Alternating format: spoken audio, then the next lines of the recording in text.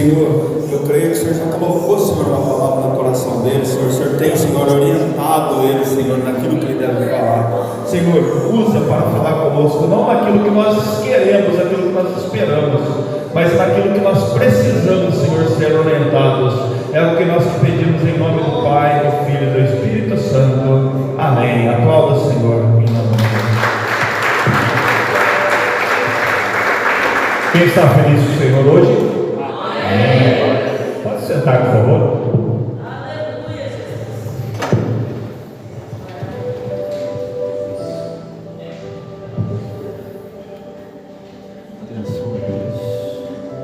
Eu gostaria de contar uma introdução, uma história, mas é uma história com H, é uma história verídica. Quando eu comecei a minha caminhada com Jesus, eu fui sozinho, através do pastor Walter na igreja, e comecei uma caminhada, e fui aprendendo meio que sozinho, ouvindo, era cru ainda nas coisas de Deus, até que um dia uma mulher foi trabalhar na casa da minha mãe. O nome dela era Madalena. Acho que várias pessoas aqui conhecem a Madalena. E a Madalena, ela se tornou minha mãe na fé. Ela começou a orar comigo ali na hora do almoço, a gente orava junto, me levou para o monte, me ensinou, a gente fez campanhas. Ela foi me ensinando, e durante muito tempo nós andamos caminhando juntos e ela me ensinando.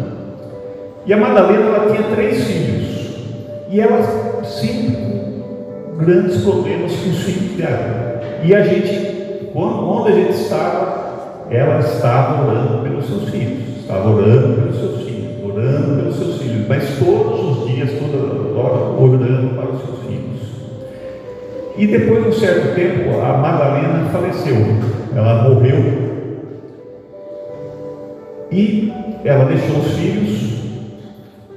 Um estava preso quando ela faleceu, e o outro estava morando na rua de um usuário de crack. E eu, vendo tudo aquilo, a gente confia no Senhor e a vida continuou. Eu recebi uma carta do filho dela que estava preso, pedindo ajuda, e eu não podia ajudar porque tem que estar o nome da mãe ou do pai, não era qualquer um que pode mandar. Aí eu conversei com a assistência social, eu consegui me colocar lá no hall de visitas. Eu comecei a ajudar ele, mandava comida, CDs, alguma coisa. E até que um dia eu fui visitá-lo lá também, e ele não sabia que eu ia. E foi um dia muito especial para mim, porque eu acabei pregando também ali na penitenciária, conhecendo ali os presos. E o outro filho dela na rua, eu voltei para cá, e eu encontrava ele na rua, eu ia conversar, falei, poxa, você precisa de ajuda, vamos lá. E ele não queria ajuda da Madalena, não queria. Ele foi criado numa família, numa outra família, dos irmãos da outra mãe, também não queria. Ele não queria ajuda. Até que um dia, tem um jovem aqui na cidade, o nome dele é Chirichino, e ele também era um usuário. Nossa, você via passar na casa dele, saía com televisão da casa para vender, não sei o que, e o Chirichino se recuperou. Ele começou a ajudar as pessoas. E ele convenceu o Fernando a se internar. O nome do filho da Madalena é se internar. E ele se internou. E a gente fez um pouco de ajuda, e todo mês a gente estava ajudando com dinheiro para pagar a clínica. E passaram os 8 meses, era para sair o Fernando, a gente estava no grupo do WhatsApp. Ele falou, olha, o Fernando não está preparado para sair ainda. Eles não estão bem para sair. Nós vamos precisar que fique mais 3 meses. Ele ficou. E o Fernando, depois de 1 ano e 2 meses, saiu, e eu não escutei mais notícias do Fernando. Passou 1 ano e meio, encontrei o Fernando perto de casa, andando com o filho dele. E quando ele estava usando, ele não queria saber do filho, não queria saber de nada. Então eu falei, poxa, eu acho que está no caminho, ele está se recuperando. E depois eu nunca mais tive notícias do Fernando, até então, algum tempo atrás. Mas isso eu vou contar depois o que aconteceu.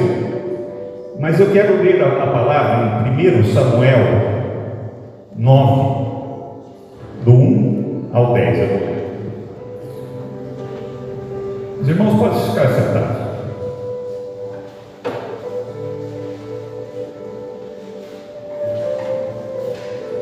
Segundo Samuel,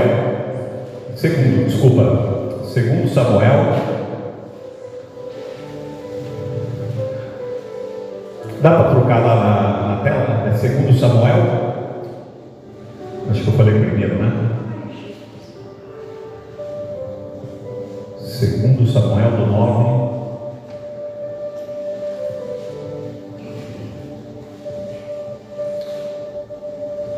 Posso ler? O pessoal vai... ótimo, muito obrigado. E a palavra diz: e disse Davi: há alguém que tenha ficado na casa de Saul, para que lhe faça benevolência por amor de Jonatas? E havia um servo na casa de Saul, cujo nome era Ziba, e o chamaram à presença de Davi. Disse-lhe o rei: és tu, Ziba? E ele disse: servo teu. E disse o rei: não há ainda alguém da casa de Saul para que eu use com ele a benevolência de Deus? Então disse Ziba ao rei: ainda há um filho de Jonatas, aleijado de ambos os pés. E disse-lhe o rei: onde está? E disse Ziba ao rei: eis que está na casa de Maquir, filho de Amiel, em Lodebar. Então mandou o rei Davi e tomou da casa de Maquir, filho de Amiel, de Lodebar. E Mefibosete, filho de Jonas, filho de Saul, veio a Davi e se prostrou com o rosto em terra e inclinou-se. Disse Davi: Mefibosete, ele disse: eis aqui teu servo. E disse-lhe Davi: não temas, porque de certo usarei contigo da benevolência por amor de Jonas teu pai, e te restituirei todas as terras de Saul teu pai, e tu sempre comerás pão à minha mesa. Então se inclinou e disse: quem é teu servo para teres olhado para um cão morto tal como eu? Então chamou Davi a Ziba, moço, e disse: tudo que pertencia a Saul e toda a sua casa tenho dado ao filho do Senhor. Trabalharás, pois a terra, tu e teus filhos, teus servos, e recolherás os frutos, para que o filho do teu Senhor tenha pão para comer. Mas Mefibosete, filho do seu Senhor, sempre comerá pão à minha mesa. E tinha Ziba 15 filhos e 20 servos. A Bíblia, em 2 Samuel, ela narra a história de um homem chamado Mefibosete, que era filho de Jonas, neto de Saul, um príncipe, um homem de descendência real. Para vocês entenderem a história, a palavra diz que o rei Davi, ele estava procurando alguém para da casa de Saul para poder ajudar. Mas por que aconteceu? Todos nós sabemos que Saul era o rei que foi pedido pelo povo de Israel. E Saul começou a governar, e ele tinha um filho que se chamava Jonatas. Durante todo esse período de reinado, e depois nós vemos que, numa certa parte, Deus resolveu tirar Saul do reinado, para que colocasse Davi. E naquela época, Davi e Jonatas já eram amigos. E quando aconteceu isso, Jonatas e Davi fizeram um pacto, uma aliança, para que um ajudasse o outro ou a sua descendência. Até então, antes desse pacto, ele não sabia que o pai dele, Saul, ia perseguir Davi. E durante todo esse tempo da perseguição do rei Saul perante Davi, Jonatas, sempre que pôde, esteve ajudando. E Jonatas e Davi, Jonas tinha um filho, e esse filho que eu estou falando agora é Mefibosete. E a história diz que uma interferência forte começa a mudar a história desse homem, desse príncipe, o seu projeto de vida, Mefibosete. Tudo aquilo que seu pai tinha planejado para ele tinha ido por terra. O que tem afastado você da posição do príncipe? Uma queda, um pecado, uma força externa, uma distração? Mefibosete é o que nós podemos chamar de um colecionador de traumas, de decepções. Ele teve uma vida marcada por decepções, por problemas durante toda a sua vida. E aqui a palavra diz que os problemas começaram na sua infância. Mefibosete era uma pessoa que ele estava envergonhado, cheio de frustração. Quais foram os traumas? O trauma familiar. Você imagine, você está na sua casa, chega as pessoas e falam: olha, aconteceu uma tragédia, o seu avô está morto, o seu pai está morto, e você precisa sair, você precisa fugir. Por quê? O que acontecia naquela época do tempo de Israel? Quando caía o rei, caíam as pessoas, quem estava assumindo o poder matava os descendentes, para que não tivesse disputas futuras. E aqui a palavra diz que nessa fuga que ele estava saindo, Cababá, que eu não sei se era o nome certo disso, ela derrubou o menino, Mefibosete, e ele ficou aleijado. A partir daí ele começou a ter um trauma físico. Primeiro, que ele ficou aleijado. Ele não poderia mais lutar como guerreiro, ele não poderia, talvez no futuro, defender o trono.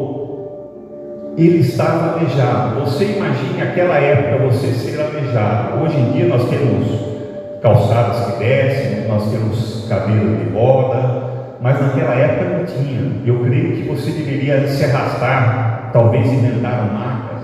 Você imagina aquela época que é você ter uma deficiência física. Nós vemos aqui que Mefibosete teve um trauma emocional. A palavra diz que ele estava num ponto emocional que ele se autodenominava um cão morto. Aquela época em Israel, as pessoas que eram chamadas de cão ou cabeça de cão era a pior ofensa que tinha. Você imagina uma pessoa chegar ao ponto de falar: eu sou um cão morto. Mas o Senhor disse: vinde a mim todos os cansados e sobrecarregados, e eu vos aliviarei. Temos também o trauma social. Em consequência do trauma físico, Mefibosete é levado a um lugar que chamava Lodebar. Era um lugar de esquecimento, onde ficavam as pessoas, os paralíticos, os que tinham lepra, todo tipo de problema era levada. Era uma cidade destinada aos doentes, aos esquecidos. E Mefibosete viveu ali durante 20 anos, quase 20 anos. Ele era um homem que tinha nascido para viver tragédias. Mas o Senhor não nos esqueceu, não esquece.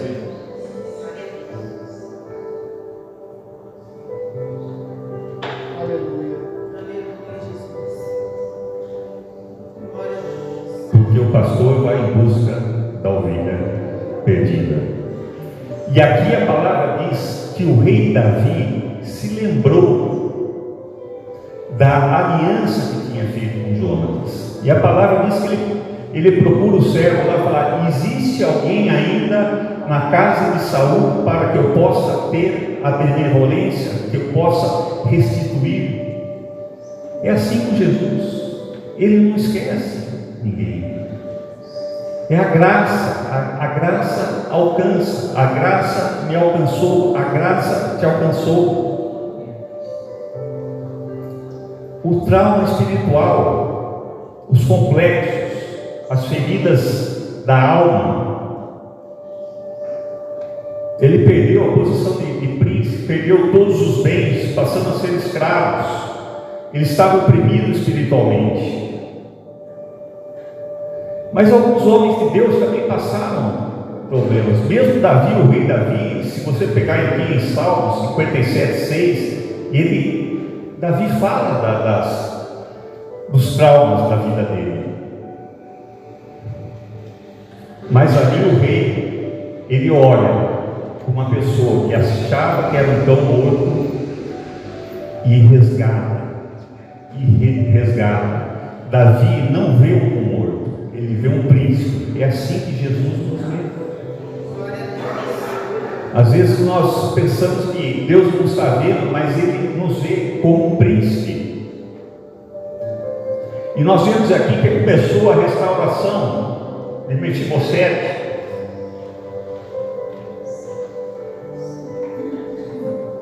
Que foi levado ao palácio do rei.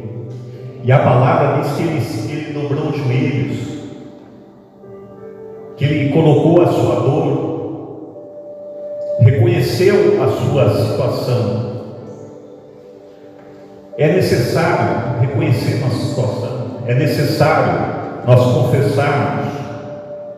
O povo de Israel precisou reconhecer a sua situação de escravidão para que Deus pudesse atuar, para que Deus pudesse restituir. Mefibosete estava cheio de temor, e o temor no Senhor é a fonte da sabedoria nossa. E Mefibosete entrou na sala do rei, e tudo aquilo que ele tinha perdido foi restituído. As dores, rejeição, tudo se fez novo. Era um outro homem, era um novo homem, porque Deus não esquece. As pessoas não esquecem das orações. E se passaram 8 anos desde que o Fernando tinha saído da clínica. 8 anos. E eu não tinha mais notícias dele. Até que então eu recebi uma mensagem no Facebook, que era de uns irmãos me mandando coisas. Eu falei, puxa, eu não tenho mais notícias do Fernando. Eu falei, eu vou ligar para o tio dele, para o irmão dele, né, que participou da coisa depois de 8 anos. Mas eu com sinceridade, eu liguei com temor. Eu falei, puxa, o que será que aconteceu com o Fernando? Nunca mais vi na rua. E eu liguei para o irmão dele, eu falei, como é que vai o senhor? Tudo bem? Ficamos conversando ali. Eu falei, eu quero saber como é que está o Fernando. Aí ele falou assim para mim, Newton, você não vai reconhecer o Fernando hoje. Ele é outro homem. Ele está totalmente mudado. Hoje eu recebi vários versículos aqui no meu celular dele. Nós conversamos sobre Deus. Fernando está trabalhando, restaurou a sua casa, os seus filhos, está morando com a irmã dele. A conversa dele, você não imagina, é outra coisa, é outro. Faz 8 anos, está frequentando o AA, está indo todos os dias lá. Está sábio, uma boa conversa, não tem besteira. E é assim que acontece, irmãos. Porque Deus, Ele alcança a graça através da oração da Madalena, da mãe dele, que muitas vezes morreu e não viu acontecer, mas Deus não esqueceu, Deus não esquece. Deus atuou ali, eu vi perfeitamente. E eu ainda, quando morreu, eu falei, puxa, foi tanta oração e os filhos dela ficaram aqui. Eu não questionei, mas assim, a gente fica um pouco pensando nisso. Mas Deus não esquece daquele que serve.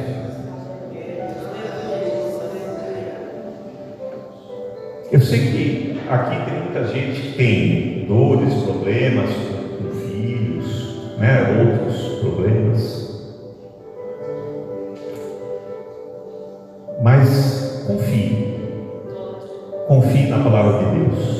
Eu sei que às vezes são sofrimentos, mas não existiu e nem vai existir nenhuma pessoa que sofreu mais em Jesus. E a palavra diz que, posto em agonia, orava mais intensamente, e o seu suor tornou-se em grandes gotas de sangue que corriam até o chão. Levou 39 chibatadas. As chibatadas tinham bolinhas de chumbo e pequenos ossos. E cada chibatada, o corpo se dilacerava. Cada chibatada, o corpo se contorcia. E ele só não caía no chão e numa poça de sangue porque ele estava amarrado com as duas mãos. Colocaram um prego na mão esquerda, colocaram um prego na mão direita e um nos dois pés. Jesus, o nosso Salvador, morreu na cruz. Ele é inocente pelos nossos pecados.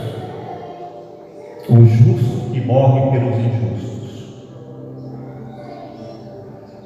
O bendito que morre para tirar o pecado de toda a terra. E esse Jesus aqui está hoje, está aqui, para tomar as nossas enfermidades, as nossas dores, as nossas transgressões. Está dizendo apenas para confiarmos, colocar na mão dele, que ele não esquece as nossas orações, que ele não esquece os nossos pedidos, que ele está vendo trabalhar de cada um aqui.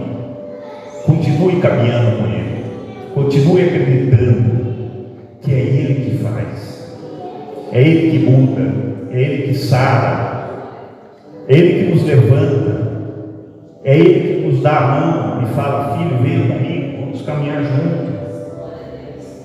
O que você passou vai ficar para trás. Nós vamos viver num lugar de paz, de alegria. Vai chegar a nossa hora. Só precisa que nós continuemos acreditando. Não importa qual situação, não deixemos de confiar no nosso Jesus. Amém? Deus abençoe. Agradeço a oportunidade de estar aqui. Obrigado, irmã Alessandra, pelo convite. Obrigado, pastor, por estar aqui. Deus abençoe.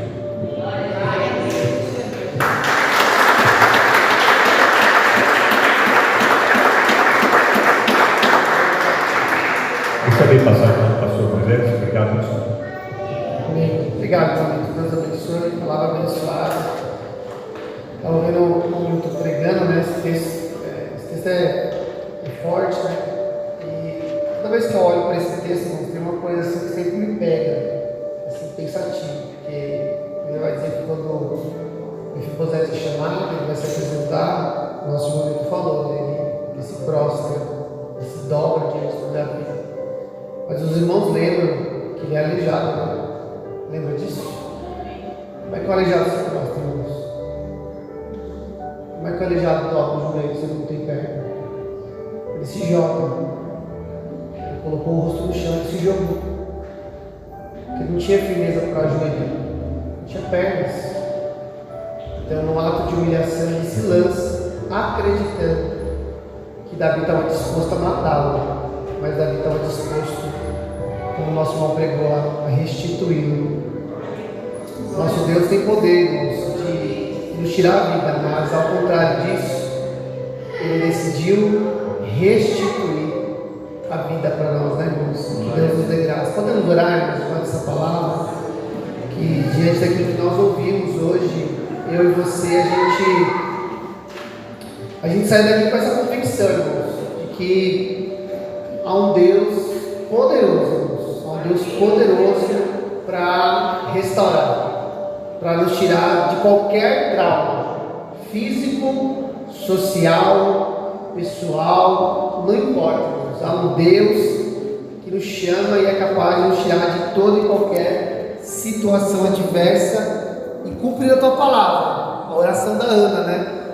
O Senhor, Ele ergue do monturo necessitado e o faz assentar junto aos príncipes do seu reino. Oremos, vamos falar com o Pai.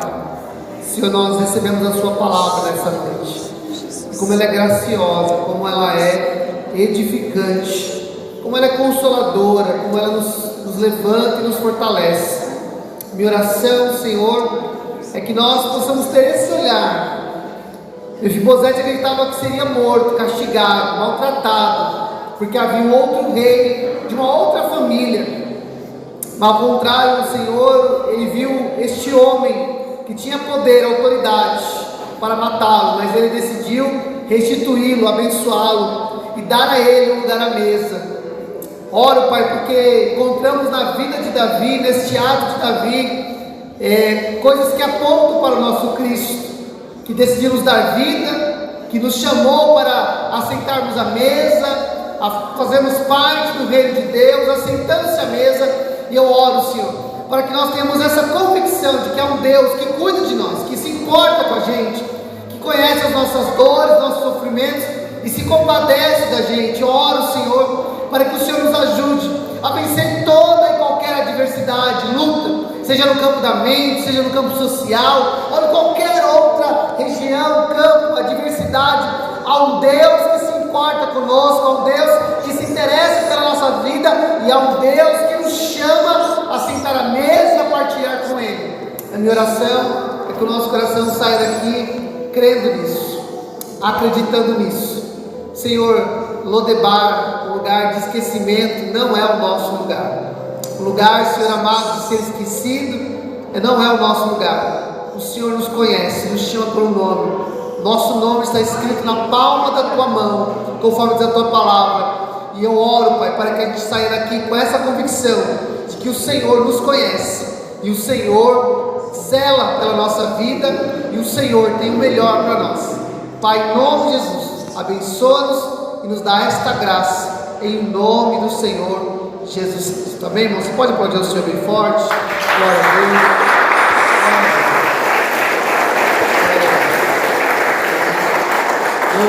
Deus continue abençoando nossas irmãs, ao Febrac, com o culto. Abençoe o nosso irmão Nilton, que tão graciosamente ministrou essa noite. Amém? Cada um de nós. Queridos, pode ficar de pé, a gente vai terminar já, tá? Assim vocês me forçam a terminar mais rápido.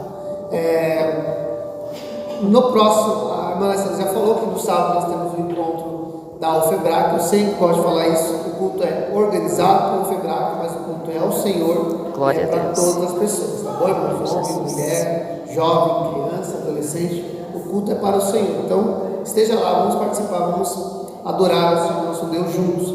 No domingo, irmãos, nós estaremos de volta aqui, se Deus nos der graça, saúde. Nós vamos continuar falando sobre a reforma protestante, né, fazendo sermões em cima da reforma. Nós vamos falar sobre agora somente Jesus. Semana passada nós não estiveram aqui, eu estava no simpósio de missões em São Paulo, os irmãos foram ministrados somente as escrituras, e agora a gente vai para o quarto ponto da base da fé cristã, da fé protestante, da reforma, que é somente Jesus, tá bom? Então, era isso. E lembrando, irmãos, quero voltar a lembrar os irmãos, dia 4 de novembro, irmãos, nós temos aqui na nossa igreja sede, batismo e ceia regional. Conto com a presença de todos os irmãos, porque a gente fazer aqui um culto abençoado para a glória de Deus. Amém, irmãos? Amém. E se tiver candidato a batismo, pode me procurar, a gente vai dando as orientações certinho. Nessa oração, irmãos, não sei se aqui tem algum pedido de oração, mas nessa oração, irmãos, vamos apresentar esse papel de hoje que está aqui. Obrigado, Alessandra, Deus abençoe. Apresente, irmãos, a vida do nosso pastor Carlos. Ele não está bem, e por isso não está aqui no culto hoje. E aí a gente ora também pela vida do pastor Carlos. Tem aqui também a Luciana, Giovan e Edilene. Quem mais faz de oração, irmãos? Eu e a minha casa. Amém. Então vamos orar, vamos falar com Deus em nome de Jesus. Paz. É no nome do Senhor Jesus Cristo que nós apresentamos a vida de cada uma dessas pessoas. A vida do pastor Carlos, da Luciana, do Giovan, Edilene. Rogamos ao Senhor, clamamos pelas tuas ricas e poderosas misericórdias. Pai, guarda, livra, abençoa, salva, Senhor amado, restaura. Pai, coloca a tua boa mão, o Senhor que tem todo o poder. Nós oramos, intercedemos, oramos também pela vida, pela casa, pela família dos nossos irmãos. Guarda cada úncia, cada lar, cada família que está aqui representada nesta noite, e que o teu nome, Pai, seja sobre todos, para a glória do Senhor. Pai, do mesmo jeito que o Senhor nos trouxe em paz, nos leva em paz. E se o dia de amanhã nos pertencer, que seja sua graça, bondade, favor e misericórdia. E assim nós oramos, te pedimos e desde já nós te agradecemos em o nome do Senhor Jesus Cristo. Amém. E que o grande amor de Deus, que a graça do nosso Senhor e Salvador Jesus Cristo e as doces consolações do Espírito Santo sejam com todos, desde agora e para todos sempre. Vamos todos juntos. Amém. Vamos dizendo: a paz do Senhor, o Senhor e Deus te abençoe.